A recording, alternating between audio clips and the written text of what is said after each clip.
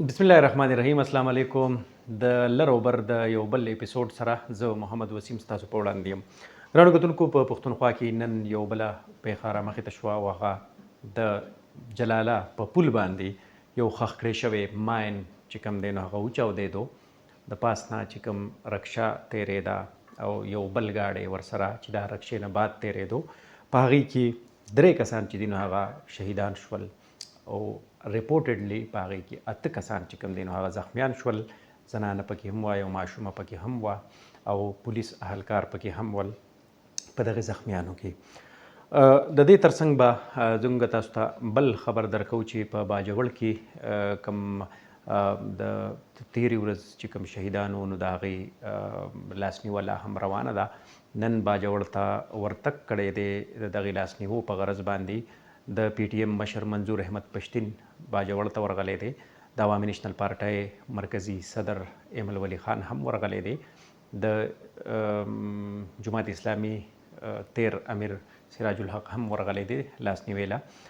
په هغې باندې به هم خبره کوو. د منظور احمد پشتین په باجوړ کې اکټیویټیز څه پاتې شوي دي، په هغې باندې به خبره کوو. همدغه رنګې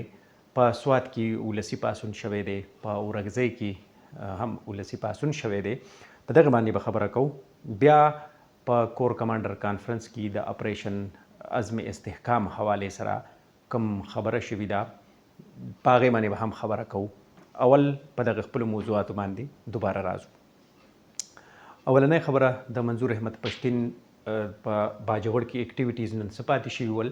نو اولنۍ خبره خو په هغې باندې به موږ دا کوو چې منظور احمد پشتین چې څنګه باجوړ ته لاړو نو یو خو د هغه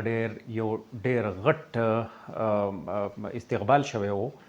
د ناوګۍ پورې چې خاص کر بیا هغه کله د سینیټر هدایت الله ارواخاد د هغې حجرې ته چې کله هغه ورننوتو نو ډېر د پی ټي ایم ملګرو د هغه ډېر یو غټ استقبال سره هغه حجرې ته ورننوتو او تر د هغه د ګاډي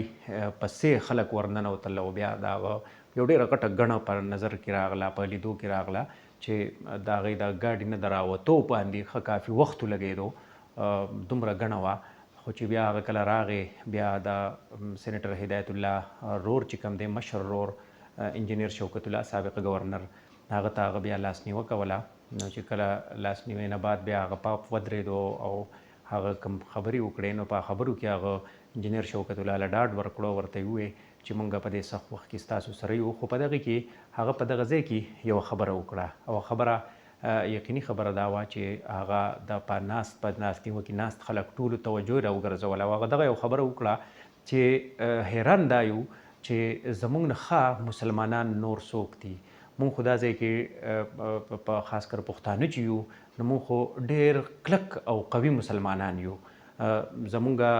په روژه باندې که په مونځ باندې وي، که په سیقه باندې وي، که په شکل باندې، نو زمونږ نه نور ښه مسلمانان نور څوک دي. نه پوهېږو چې دا خلک مونږ ولې وژني، دوی که په موږ پسې اسلام راوړي نو مونږ خو ډېر ښه مسلمانان یو. نه پوهېږو چې دا خلک مونږ ولې وژني. بل طرف ته بیا د دغې نه بعد منظور احمد پشتین چې کوم دی نو هغه بیا هم د دغه سینیټر هدایت الله بل ملګری یا د هغه سره چې په دماکه کې کوم کس مړ شوی و، ملک عرفان. د ملک عرفان په حواله به زه تاسو ته ووایم چې ملک عرفان د 5 خویندو یو ورور و او د ملک عرفان والد صاحب چې کوم دی نو هغه هم په یو بمي چاودنه کې په حق رسېدلی و. ملک عرفان په خپله یتیم رالوی شوی و او اوس د ملک عرفان نه 2 یتیمانان زامن پاتې شول. نو منظور احمد پشتین بیا د ملک عرفان ماشومانو له یعنې د هغې کور ته ورغی، د هغه 2 ماشومان یتیمانان بچو سره میلاو شو. په هغه ځای کې هم چې منظور کم خبرې وکړې په هغه ځای کې نو یقیني خبره وه هغه ځای کې چې د ملک عرفان کم رشته دار وو، بوډاګان پکې لا وو، سپین ږیري لا وو، ځوانان لا وو، هغوی ژړل ډېر زیات، یعنې په ډرقه ډرقه یې ژړل. ماشومان چې کله منظور ځان ته رانږدې کړل نو هغه مناظر هم د کتو وو. بیا منظور احمد پشتین د دغې نه لاړو، د شهید ریحان زیب کور ته هم ورغی. دغه د هغه اکټیویټیز ول کوم چې ما تاسو ته غوښتل چې تاسو ته هغې نه خبر کړمه. د دې ترڅنګ منظور احمد پشتین نه په باجوړ کې یو تپوس دغه هم وشو چې ته مطلب کم ځای وې تر اوسه پورې، یا ستا په دغه کې ولې کمې راغلی دی، ستا په غورځنګ کې یا ستا په تحریک کې یا ستا په اکټیویټیز کې. نو هغه ورته بیا دغه جواب ورکړو چې زه په یو ورځ هم په قلاره نه یم ناست، خو تاسو ته په نظر نه راځي ځکه چې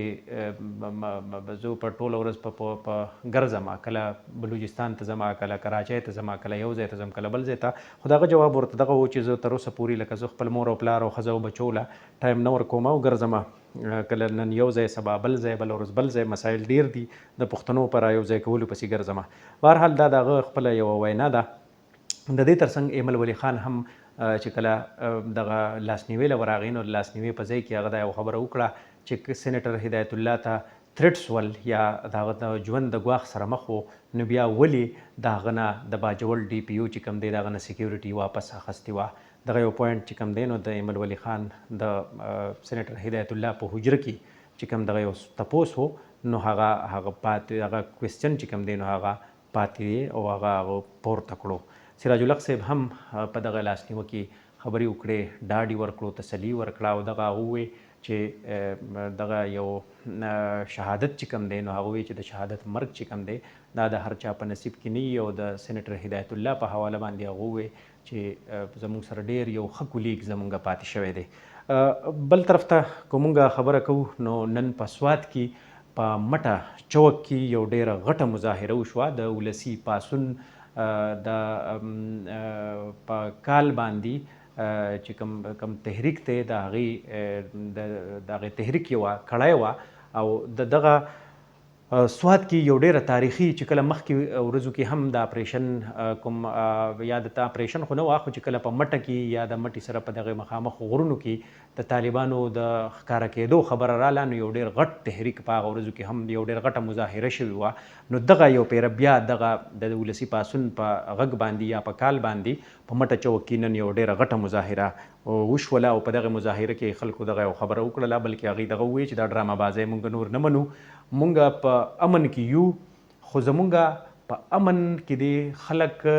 یعنی دغه امن دی راله نور خلک نه خرابوي، مونږ فی الحال بالکل په امن کې یو. ځکه نه خلک وایي چې زمونږ فی الحال چې کوم دا اوس قلارې دی یا امن چې دی دا بالکل زمونږ دپاره پوره دی خو مونږ له دې په دا شته امن کې نور خلک ګوتې ونه وهي.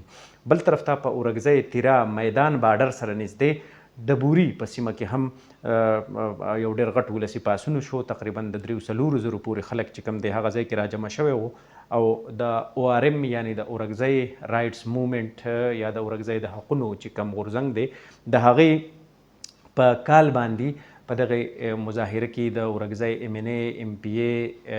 یا د هغې نور رشته دارانو وروڼو په هغې کې شرکت وکړو. په دغه کې هم د اپریشن پر ضد باندې خلکو ناربازۍ وکړې، خلکو وویل چې مونږ بل اپریشن ته نه یو تیار ځکه چې دغه تیر 11 اپریشنونه شوي دي، د هغې نتیجې مونږ لیدلې دي، د هغې کړاوونه مونږ لیدلي دي، د هغې تکلیفات او مشکلات مونږ لیدلي دي. نو مونږ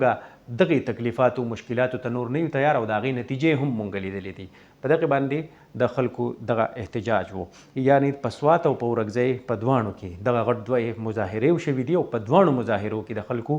یو شان دغه ردی عمل و یا عکس العمل و د اپریشن په حواله باندې. نو بل طرف ته به مونږ تاسو د یو بل خبر نه خبرو او هغه هم ایکولی امپارټنټ دی او هغه هم اوس په ماسخوتن کې لیټسټ اپډیټس په هغې کې دا رالل چې په د آرمی چیف په مشرۍ کې د کور کمانډر کانفرنس وشو او د کور کمانډر کانفرنس نه اهمه نقطه چې کومه راووته نو نور هم ډېرې اهمې نقطې وې خاص کر د افغانستان حوالې سره، خو په هغې کې د اپریشن عزم استحکام حوالې سره د ISPR مطابق په هغې کې په هغې باندې ډسکشن شوی دی. په دغه ډسکشن کې تفصیلي تبادله خیال شوی دی او د دې سره سره عزم استحکام چې کوم دی نو دا یو ډېر اهم قدم چې کوم دی نو دا ګرځولی شوی دی، فورم چې کوم دی نو هغې دا ګرځولی دی چې عزم استحکام ډېر ضروري دی. د دې ترڅنګ په دغه کانفرنس کې یعنی په کور کمانډر کانفرنس کې د یو څو حلقو د طرف نه دا د ISPR خپل الفاظ دی وایي چې د یو څو حلقو د طرف نه د عزم استحکام په حواله باندې بلا جواز تنقید چې کوم دی او د مخصوص مفاداتو په خاطر باندې یا د مخصوص مفاداتو د حصول یا د حاصلولو دپاره په دې اپریشن باندې چې کوم نیوکې دي یا تنقید دی یا اعتراضات دي نو په دې باندې د کور کمانډر کانفرنس پې د تشویش اظهار کړی دی. نو یو دغه خبر مونږ وی چې تاسو سره شریک کړو چې د کور کمانډر کانفرنس کې په عزم استحکام حوالې سره چې کوم د تشویش اظهار شوی دی نو په هغې باندې دوه نقطې مخې ته راغلي دي. یو دا دی چې د چند حلقو د طرف نه، یعنی هغې دا ګرځولي دي چې دا ځینې خلک دي یا ځینې یو څو حلقې دي، هغې دغې ته وایي چې دا یو څو حلقې ګڼي چې هغه په دې اپریشن باندې خو اعتراض کوي یا هغې ته اعتراض دی. خو بل طرف ته دا وایي چې بلا جواز اعتراض دی. بلا جواز مطلب دا دی چې ګنې د دغې څه کوم ګراوند نشته دی د دغې اعتراض دپاره. نو یو خو دغه خبره ده چې بلا جواز، او بل طرف ته دغه وایي چې دا یو څو حلقې دي چې په دغې اپریشن باندې اعتراض کوي په عزم استحکام باندې. بل طرف ته به مونږ تاسو د اے پی سی حوالې سره تېره شپه مونږ تاسو ته خپل د په لاست اپیسوډ کې یا په لاست پروګرام کې مونږ تاسو ته ویلي ول چې اے پی سی به کېږي د وزیر اعظم په واپسۍ باندې. نو نن په اے پی سی کې اپډیټس دا راغلل چې په اے پی سی باندې نن پریس کانفرنسز وشول، فیډرل منسټرز یا وفاقي وزیرانو په هغې باندې ووې یا د انفارمیشن د وزیر اطلاعات ووې چې اے پی سی حوالې سره مونږ په رابطه کې یو. اے پی سی به مونږ خپل اتحادیان چې کوم دي نو د هغې سره مونږ رابطې کړي دي، او په اے پی سی کې به مونږ اپوزیشن نور جماعتونه چې کوم دي نو ټولو ته به مونږ ډېر زر دعوتنامې ولیږو. بل طرف ته هغې دا ویلي دي چې د پی ټی آی د طرف نه په اے پی سی کې شرکت چې کوم دی نو دا ډېره خوشاین خبره ده. خو چې پی ټی آی په خپل اعلان باندې یا په خپل بیان باندې ودرېږي. ولې چې نن باندې پی ټی آی غیر رسمي خبرې کړې دي د میډیا نمایندګانو سره، او هغه باندې پی ټی آی یعنی عمران خان ویلي دي چې زما د پارټي به شرکت کوي په اے پی سی یا آل پارټیز کانفرنس کې. بل طرف ته بلاول بټو زرداری په کویټه کې په اے پی سی حوالې سره ویلي دي چې زمونږ د پارټۍ نمایندګي به هم یې په اے پی سی کې، او په اے پی سی کې به مونږ خپل سټانس چې کوم دی نو هغه به مونږ د اپریشن عزم استحکام حوالې سره او د ملک په قومي سلامتیا په امورو کې به زمونږ د پارټۍ چې کوم سټانس دی نو هغه به مونږ په اے پی سی کې اږدو.